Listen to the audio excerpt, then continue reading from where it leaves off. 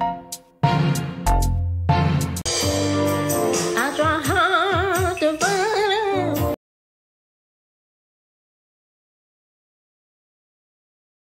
All right, welcome kings and queens. Today we are talking SWV and xscape. And I must say, I am thoroughly disappointed at the turn of events. I am thoroughly disappointed that the sisters could not come together and work on the behalf of the community, work on the behalf of sisterhood and just music. The egos played a huge part in the dissension of the two groups coming together. And I must say, based on my observation, I feel like xscape led the charge. What are your thoughts? And I'm talking about not just the show, but the social media responses to each other, everything that's going on in social media. And I'm starting to think black folks just can't work together, child, because this is a mess and it didn't even have to come to all of this. But I'm really disappointed. Like, as I'm watching the show and I'm seeing LaTocha stand 10 toes deep in being wrong, and not willing to budge or stay curious and just being extremely adamant that her husband has done no wrong. I'm really disappointed that Candy seems to be a bit ego driven. I'm really disappointed that they're just not willing to bend and or budge. You know, I was really hoping for a positive outcome, but it doesn't look like that's going to happen. But what are your thoughts? Because we still have one more episode. What are your thoughts? Overall, you know, Bravo did a great job with the production of the show. You know, they always do a great job, but just the personalities, the outcomes, that's something that Bravo cannot produce, right? They cannot manufacture. So we are seeing real people operate in real life. And I also feel like xscape brought better storylines outside of music. When we think about Taj and when we think about, not Taj, I'm sorry, Lily and Coco. I think there's some depth there. But anywho, for those of you who are just tuned in, or if you're new to the channel, welcome to the palace. I am Queen Shiba. I cover a variety of hot topics specific to reality television, but most importantly, I hone in on the psychological and the behavioral traits of the Black experience. Well, let's talk about the last episode. Tamika and Tasha met in the studio. I was really happy to see them take a step in the right direction of even agreeing to meet. So they met in the studio. And Tamika was not trying to entertain Rocky. Did y'all hear him say hello? She paid him dust. So the sisters sit down to talk. And there was a bit of tension there, you could tell. It was a very emotionally charged conversation regarding their sisterhood and what can we do to move forward. But not only that, LaTocha asked Tamika, how do we get here? And Tamika's like, I don't know. And I think when a person says, I don't know, basically, it could be just so much. It's almost like, where do we start, girl? Like, because this isn't just about today's television show. This may have been a culmination, y'all know what I'm trying to say, of events. There's a lot of water under the bridge. So I think when Tamika said, I don't know, that may have been what she was referring to. Tasha seems to want to remind Tamika that, listen, before there were others, there were just you, me, and mama. And she did not use those words, but she was saying there was just the three of us before anyone else came along. Now, here's my thing with that, LaTocha. Here's the thing, Tasha. I think it's important that as you're reminding Tamika that it was just three before anyone else came along, I think it's important that you share the same message and take in the same message for yourself when it comes to your husband, okay? You and your mom tend to bring this up quite often to Tamika, but nobody reminds you that before Rocky came along, you had a solid relationship with your sister. And also, LaTocha, from what you've shared with us, you also had a solid relationship with another man that was your boyfriend. And Rocky, the disruptor, came in and just blew everything apart. He completely pulled your foundation from under your feet. He took you away from your boyfriend. He's savaged a relationship. I'm sorry, no, he's completely messed up the relationship between you and your sister over the years. He's always in your business, according to Tamika, and she's just looking for some clear, defined boundaries when it comes to your husband. So I find it funny that while you're trying to remind her, remember, it's always been the three of us. I think you need to digest that and process that yourself, okay? Because your husband is running amok in the palace, honey. He is running amok in the palace. I don't know Rocky personally, but based on some of the things that are floating around about him, from mistresses, affairs, working with R. Kelly, just his name just kind of being a bit of it, being here, being there. He appears to be a very troubled man, and he's taking you down with him, sis. The reality show is not the catalyst to all of this. The reality show is just allowing us to see what's been kept behind closed doors for quite some time. So please don't blame the reality show. It's just bursting at the seams, some of the drama that you've been able to contain. This man has you caught up in so many entanglements. And I'm sure there will be, if there haven't already been, some type of impact to your reputation, your projects, and your future. This man has allowed you to publicly go on a platform and announce to the world that you are in an open relationship in order to protect him. Now, LaTocha, if you're listening to this, what type of sense does that make after signing a contract as a gospel artist? And don't come on telling me, oh, people are people. No, ma'am. You just signed a contract with Motown, and your man let you go out and announce that we have an open relationship. That's wrong. In and of itself, it's wrong. It's very distasteful. I hate the fact that so many Black women have been conditioned to protect men when that's not our role. It's his job to protect you. That's what a husband does. He provides, he protects,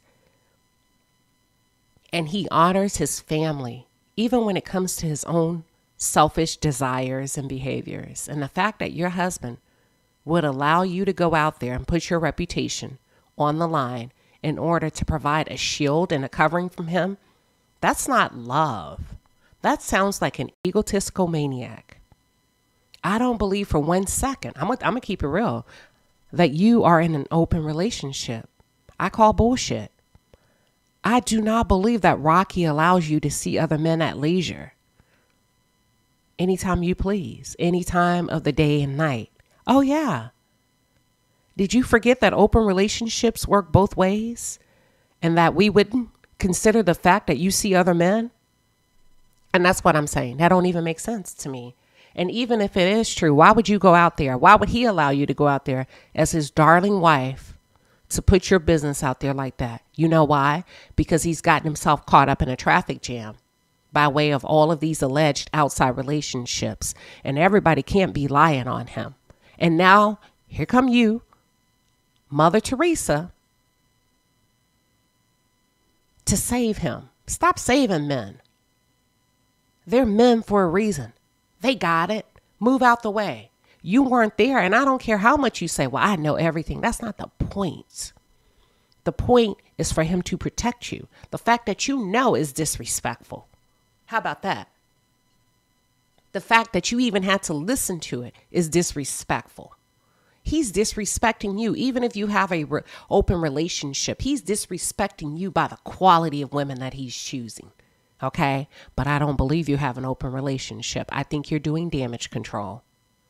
I think you're attempting to do a clean sweep across the board to contain this, and you won't be able to when you're not telling the truth. That's just how that works. You cannot cheat the process. And if the process and if the strategy that you and Rocky have laid out is to lie and cover up, sweetheart, what goes on in the dark will always make its way to light. Okay, so let's skip to SWV. That group, they met to just catch up and do a follow-up on the progress. And they decided to meet in a hookah cafe to catch up. Where are we? What conversation were you able to have with Tamika? So they roll the tape and they show Tamika and Taj talking. And Tamika is suggesting that they end the show with Understanding by Xscape. Now, here's my thing. Weak, in my opinion. Well, not even my opinion. It's a fact that Weak is the biggest song between the two. Everybody knows Weak. Young girls from all over the world wanted to sing Weak. Okay, every singing group. I get so weak. All that good stuff. That song has really captivated the culture, right? That's like a staple song, period. And you're wanting to go with Understanding because what? Because you have more of a following? No, ma'am. We want the audience to be engaged. We want them to know the lyrics. We really want to turn this mother out. But what are your thoughts? Do you think they should have agreed to go with Understanding opposed to the song Weak? I thought Weak would be a phenomenal ending.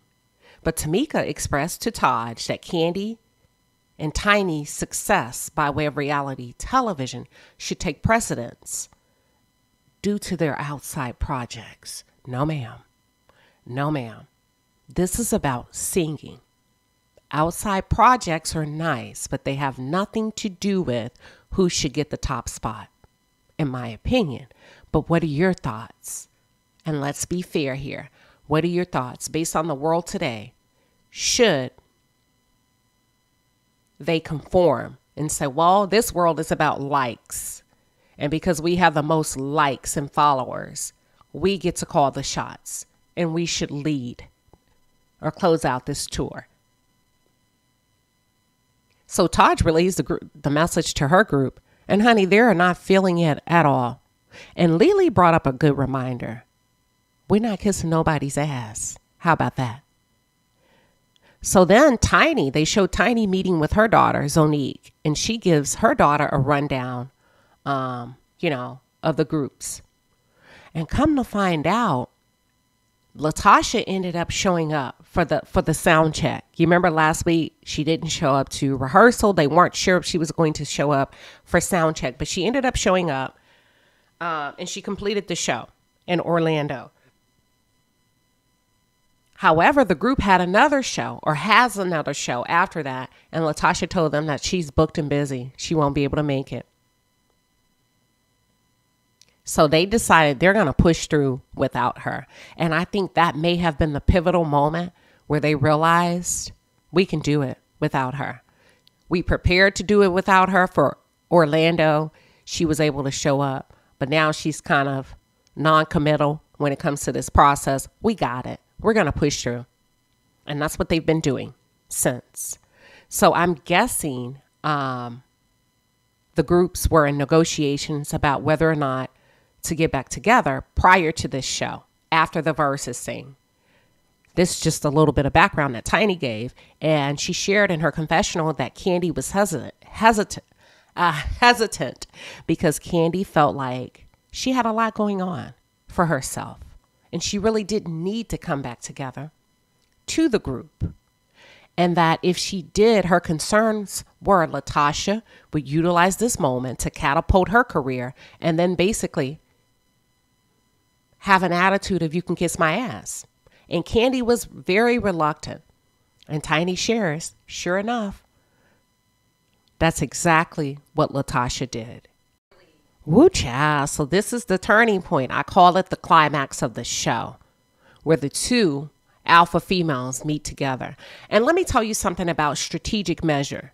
I love how Coco carefully played her part throughout this saga. She sat back in a cut. She wasn't too verbal. She did not bulldoze her way through the negotiations. She just kind of sat back and gathered a really good feel for where they were trying to go with this. And this is where I said, this is the climax, because Coco and Candy, they meet in the studio with Steven, the creative director. And I really didn't know if I liked this immediately when I saw that, because the first thing that came to mind, and I was like, wait a minute, Steven works for xscape. So he's not really a neutral component in all of this. And just as I was thinking that, Coco called out the fact in her confessional that Steven is a graphics guy and he should not be partaking in the set list. Right? And I think that was by design. I really think Candy strategically placed him there in that position so she would get her way. xscape seems to have a lot of issues internally, and they're spilling over externally,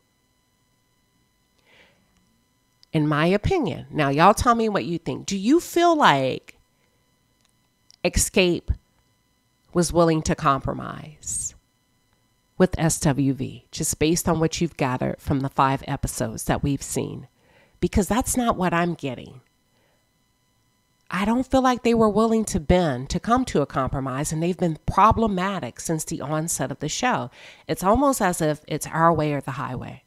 Now, I don't know if that's entirely true, because we don't get to see every single detail. You know, when we consider how they edit these shows, they want the most drama, of course.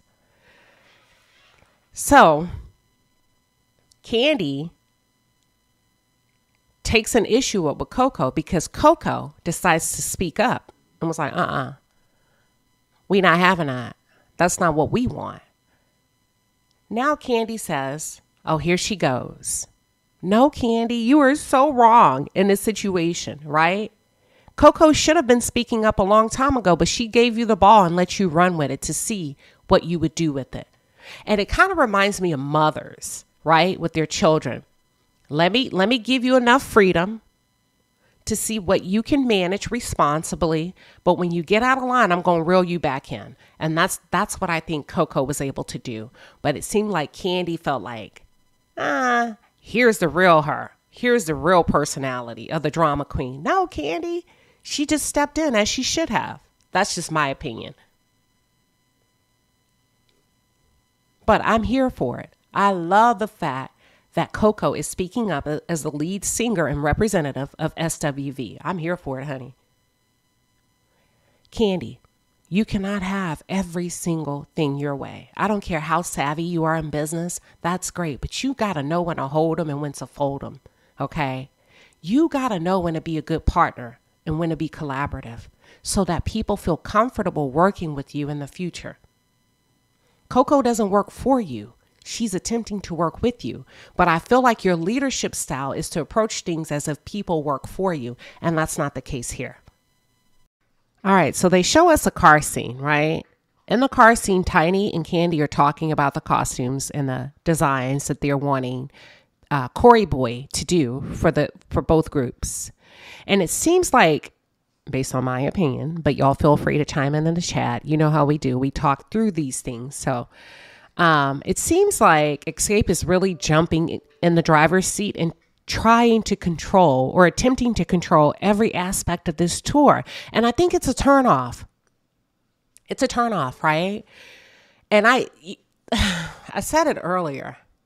You've got to be able to reel it in, right? When you're working with other people. A lot of us have our own specific styles of work when we're alone or working with people that we've come to know. But when you invite other people in and they're stakeholders, you have to be able to reel it in.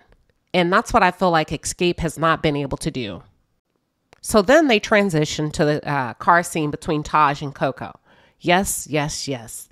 Jalens shares that he has decided to go back to school, and I am so happy for him. It looks like his mother's persistence paid off. He shared that he wasn't comfortable when he really thought about it, that he was not comfortable with the idea of getting behind and that he would probably regret not going back later on in the future. Kudos to you, Jalens. Kudos to you.